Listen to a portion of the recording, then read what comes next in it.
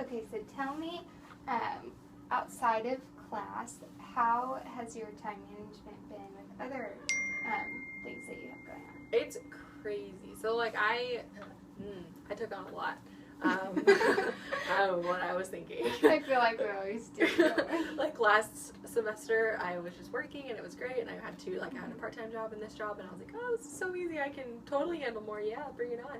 And then so I decided to get into grad school, and I got into grad school, and that was great. And then I got the scholarship class, and that was like huge. And they told me like front load. It's a lot at the front, and then not as much in the end. And I was like, okay, no big deal. Well, then I got engaged, like in July. So now I'm a bride, like planning a wedding, and that's just a lot. And then my fiance is in school full time, and he's an engineer, so you have to like. They have a pretty heavy workload. They have a pretty heavy workload, so you have to work with that, and then housework and all the like dinners and life, like just gosh, no one prepares you for that. So it's been pretty crazy. My time management. Literally all week this week is our engagement pictures. We're taking them on Sunday, and so I've been shopping like every night, which means nothing's gotten done. Yeah. And spending lots of money, which is great. It gets to that point when you look at your house and you're like, my house is in shambles, but at least I got that thing done. Right, but at least I got my nails done last night. We're good. Yeah. It's all good. Yeah. So and then and I've procrastinated a lot with homework. Like I have a test in accounting. Totally forgot about it. Didn't even know about it until like Tuesday of this week. And then they're like, "Hey, test next Tuesday." And I'm like, "Oh, I should probably start paying attention and learning this stuff because I've been doing other things and work is starting to pick up again. We just got over our last event with Miss MSU, and now it's starting to be Sherlock Holmes, and so like marketing and getting all that stuff together. It's a lot. So I've definitely felt the need for like downtime, but then I don't really have time. So tell me about this test that sort of snuck up on you. Yeah, it well, I missed class the other day because I was supposed to get my hair done, which is a really bad. Don't do that. That's bad. Because then I didn't actually have my hair appointment that day, so that was great. Yeah. So it wasn't even an intentional missed class. It was like literally, I was working really hard on something for work, missed going to class at like 9 o'clock. So like 9:30, I look at the clock and I'm like, oh crap, that was test. Or it wasn't even a test. It was just like I had to go there. But then I didn't. So then I went to go get my hair done. There was no hair appointment, which was really embarrassing. So then on that day, that was kind of when they said something about a test. I missed an entire case study. So I have no idea what the case study was about, but my group put my name on it. So that was cool. Hi. They locked up the movies up in the sound booth.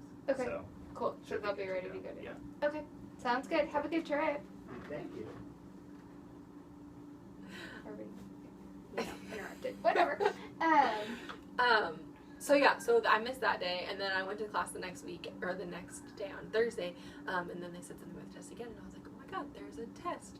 Okay. And I like have been paying attention, but sometimes I wasn't fully paying attention. And so it's all about like counting inventory and all these different depreciation methods and stuff, and I was like, oh, I need to memorize that.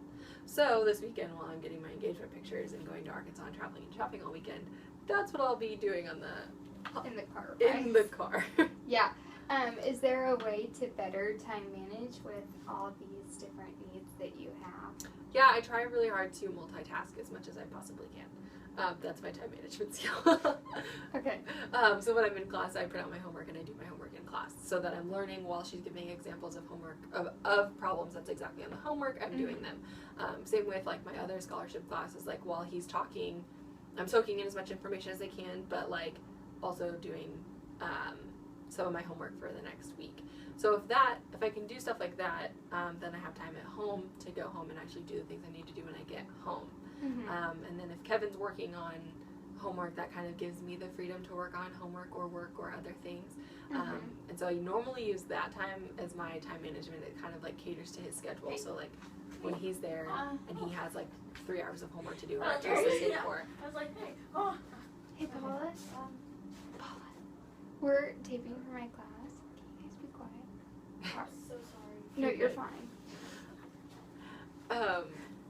Yeah, so when he has like 3-hour blocks of study time, or he has a test to study for, then I know I have like devoted attention I can devote to something else.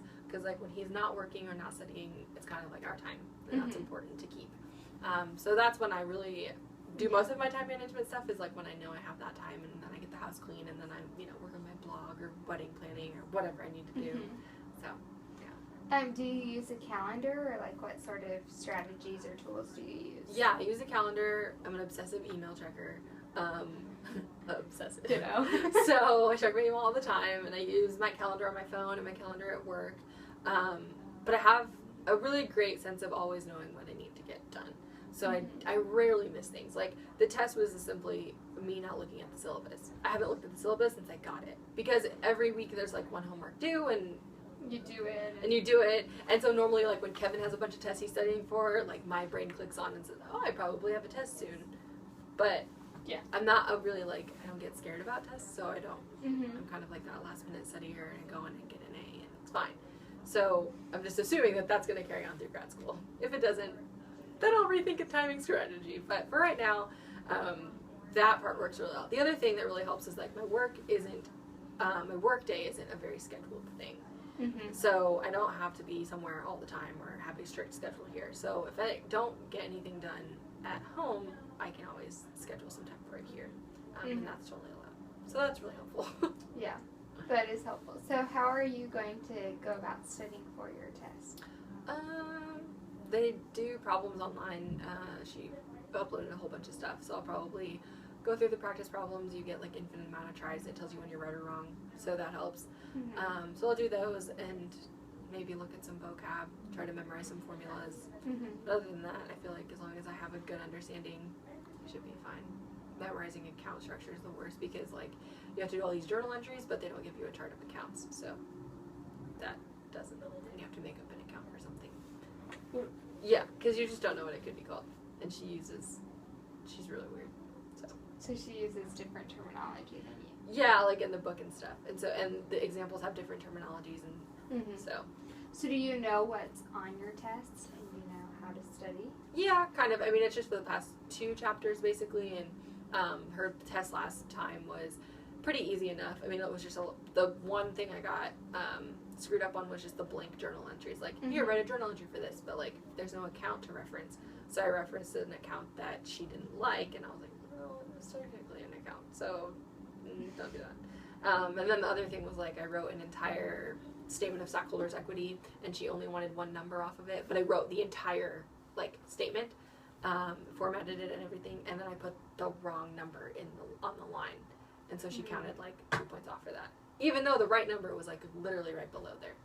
So I was like, okay. I can see some frustration with that. Well, yeah, but that was only frustrating because I had the right answer right there, and it was like the one question keeping me from an A. So I got an 89. I'm not happy. That's also about not it. the worst. So it sounds like maybe some time management things that could be worked on in the future, just and how you schedule them and things. Yeah. And then talking to your other teammate in your scholarship class about maybe helping out a little bit. Yes. Yeah, if that would happen, then I feel like I would have a lot more time to do other things I really want to do and enjoy, like hanging out with friends here and kind of getting that girl time, which is really necessary in a crazy life. So you need girls to vent to, especially when you're doing wedding planning and your mom's going crazy and you don't have bridesmaids in town. So so I'm sure you can get with that. So yeah, definitely if I could talk to my teammate, have him kind of work on some things, I would have a lot more time to do things that I need to do to keep me kind of sane, and that's a really important thing. Yeah. Did I miss anything? No, I think we covered everything. Okay, good. Well, I hope that you found me helpful. I mean, I hope I was able to help you in some way. Yeah, of course. So You were super helpful. See ya. Later.